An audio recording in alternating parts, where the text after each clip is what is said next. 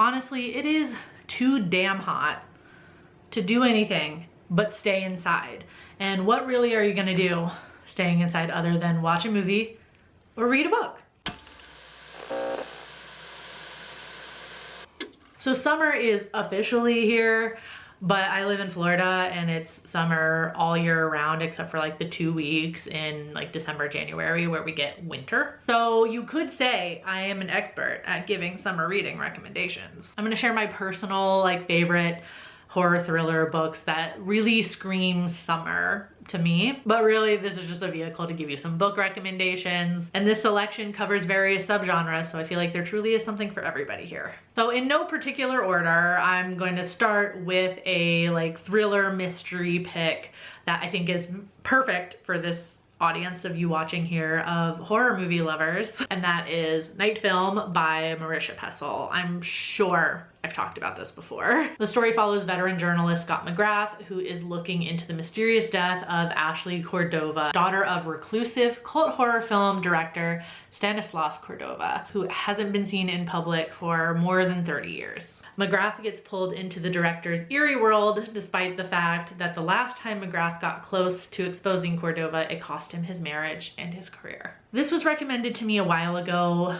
by Nocturnal Horrors. I'm almost positive it was Sean, and I read it, was obsessed instantly. This is like at times a like trippy, twisty novel of like conspiracies and secrets with multimedia elements that are built into the book. It really makes you feel like you're falling down the rabbit hole along with the characters. It's got thriller vibes, it's got cult vibes, it's got conspiracy vibes. This is a really unique book that I think more people should read. Next book I'm gonna recommend is Sundial by Katrina Ward. And with the mention of that name, I can already feel the members of my creepy book club typing away as I've made them read 3 of her books now for Creepy Book Club. That said, I will say Katrina Ward's books maybe aren't for everybody if you ask the Creepy Book Club, but I really like her writing a lot, so I'm gonna suggest one. Sundial follows Mother Rob, who takes her daughter Callie to her childhood home deep in the Mojave Desert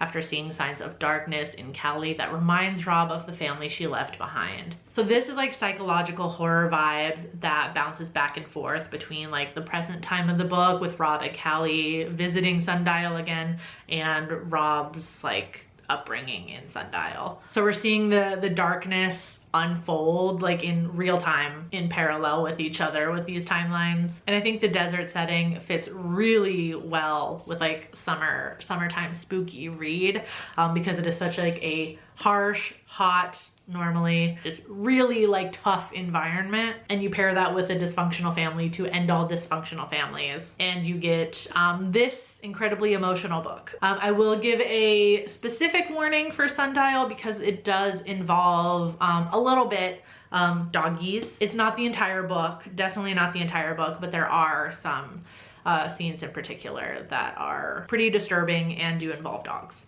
Next, I really recommend Hide by Kiersten White, which follows a group of ordinary people who are chosen to compete in an extreme game of hide and seek for a life-changing cash prize. What the competitors don't realize until it's too late, if you're found, you're dead.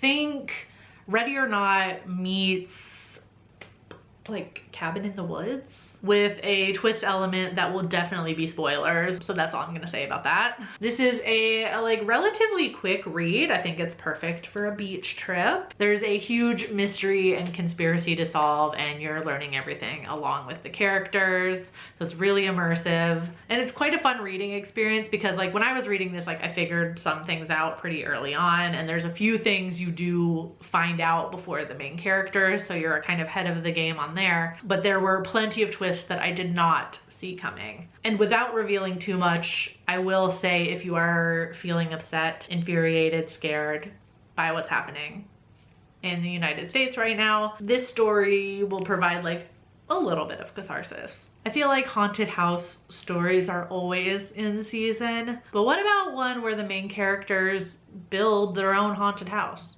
The Invited by Jennifer McMahon follows Helen and her husband Nate, who abandoned the big city to build their own home in a rural small town. They soon discover that the land they purchased has a dark and bloody past, and Helen, a former history teacher, becomes obsessed with the evil history of their property. This is a really unique haunted house story as Helen finds out more and more about this witch who was murdered and like cursed this land that they've purchased for their home, and she finds out more about her and her lineage. Helen ends up finding like these artifacts and like physical pieces of history about this witch and the women who followed and her family, and she builds them into her house, and with that like more and more ghosts kind of start appearing. So she's like legitimately building her own haunted house. It's a really actually like super interesting metaphor for colonialism in the United States. This idea of building on land that is like kind of regarded as like wild and untamed like by colonists, but it obviously was occupied before, and the repercussions of that. Highly recommend this one, especially maybe if like your summer vacay vibe is staying at like a cabin in the woods. So the whole point of this video is summer book recommendations, and I have to recommend a slasher, right? It's only fitting. My Heart is a Chainsaw by Stephen Graham Jones is quite a unique take on a slasher narrative. The story follows hardcore 80s slasher fan Jade, whose hometown of Proof Rock is home to the site of a camp massacre 50 years prior, but is also facing devastating gentrification with the construction of expensive vacation houses on National Forest land. And then all of this is happening while Jade is seeing the telltale signs of a slasher event beginning in her town. And it creates like this really interesting story where she's like very aware of what's happening. She's very aware of what's coming. A little bit of like unreliable narrator vibes where we don't really know if this is like happening just in her head, if this is really happening. And Jade is kind of like wrestling with this feeling of like, maybe because of like what's happening in her town right now, maybe it's time for the town to burn, you know what I mean? So she knows for sure she doesn't want to be the final girl in this story, but she kind of just wants to watch the town go down. But because of like the stuff she recognizes, she ends up as an unwilling participant anyway. I feel like Stephen Graham Jones's writing style is like a puzzle where nothing is really going to make sense until you put that last piece in and the picture is complete, and then it kind of all comes together at the end and you're like, oh,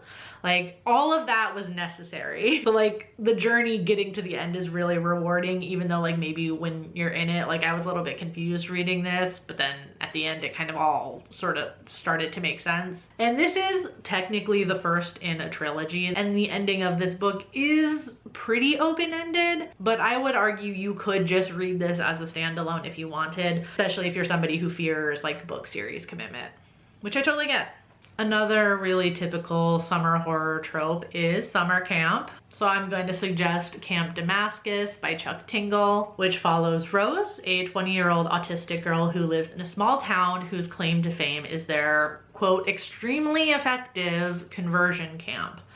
Rose starts to unravel the secrets of the camp as horrifying things start happening to her every time she thinks of a certain stranger in the form of a beautiful girl who she thinks she may or may not have known at one point. The reveal of what's happening at this camp comes out of left field in like the craziest way that I feel like only Chuck Tingle could come up with. But the ultimate theme of like queer youth having to fight off the demons that society gives to them just for simply being was refreshingly straightforward and terrifying. The description of like the demons in this book like actually like gave me chills.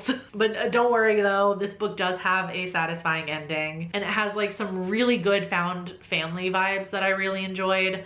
The story also, like in kind of like a kind of subplot with one of the characters, tackles like the complicated relationship of religion and queerness in a way that I haven't really seen talked about before in a horror book. So I thought that was really, really cool. Highly recommend. Another like kind of short one, so good for maybe like a weekend road trip or something. Next on my recommendation list is Black Sheep by Rachel Harrison. Harrison is an author that I I've read a good amount of her books already, and I've made it a goal just to like work through her entire backlist because her books are always so much fun, and each of them kind of tend to take a like staple like character or concept in the horror genre and put a really fucking fun twist on it. Some examples would be like witches in Cackle, vampires, werewolves, and in this case, Black Sheep, satanic cults. I read Black Sheep in one sitting during Hurricane Milton when the power was out. Admittedly, I had literally nothing else to do but read, but this ended up passing the night very, very nicely because it was quite fucking scary. Milton was. But I do think this is still like a really highly effective single sitting read, even though maybe it's like a little bit longer than what we would consider a single sitting read. The story follows Vesper, who after being excommunicated from the cult she grew up in, receives a mysterious invitation to come back to her hometown for a wedding, something that should definitely not be allowed. Kind of like Hyde, there were parts to this story that I figured out quite early on, but it still had plenty of mysteries that I hadn't solved also or didn't see coming. I really loved the vibes. The story like turns this idea of like religious cults on its head in a really fun way. The setting, honestly, in this book was like so delicious and immaculate. So Vesper's mother is this like former horror movie star ice queen. Like genuinely, she's just like this goth goddess, like a Morticia Addams, and her entire house is just like perfectly just like goth decor, and I know she's supposed to be toxic in the story, but I love her so much. This is definitely like a comedy horror standout, so if you're looking for like a funny spooky read this summer, Black Sheep is the way to go. And I did save like my ultimate summer spooky read for last, and that is Fantastic Land by Mike Bakoven. The story is told in mock nonfiction style, like kind of it's as if it's like an expose or like a true crime book about these horrific events that took place in this theme park, although it's entirely fictional. So it's telling the story of events that unfolded when the staff of a Florida theme park becomes stranded after a devastating hurricane, and they turn on each other in horrifying ways. Think like Lord of the Flies, but if it took place in like Disney's Magic Kingdom. So the book is set up as like a series of interviews from the survivors of this event. And with each interview, we kind of reveal like in like time order and chronological order how the chaos just erupted and the violence just got worse and worse and worse. It's such an engaging story. I found myself rooting for so many characters, and obviously you know that the ones who are telling the story survived, but they're talking about other characters that you're hoping you're gonna hear an interview from later, and you hope that they survive. And like the level of violence in this book is insane. Like I can't recommend this enough. And if you do read it, I know I have the physical copy here, but I really recommend the audiobook for this one in particular. It's only 2 narrators, but I'm not exaggerating when I say I thought it was a full cast. Every single chapter sounded like a different person. It's kind of crazy. And the audio style just fits really well because it's an interview style anyway. Definitely perfect for a summer road trip if you're like doing like a Disney, Six Flags, or whatever vacation you're going to a theme park. For sure, read this one. So there you have it. Those are some horror, thriller, like summer vibe book recommendations. Please leave your recommendations in the comments. Help out your fellow spooky readers. They can come back to this video at any time to get some book recommendations. Hopefully I recommended at least one thing to you that maybe you haven't heard of before. I will see you later this week with another video talking about my favorite horror movie soundtracks. Until then, stay strange. Bye.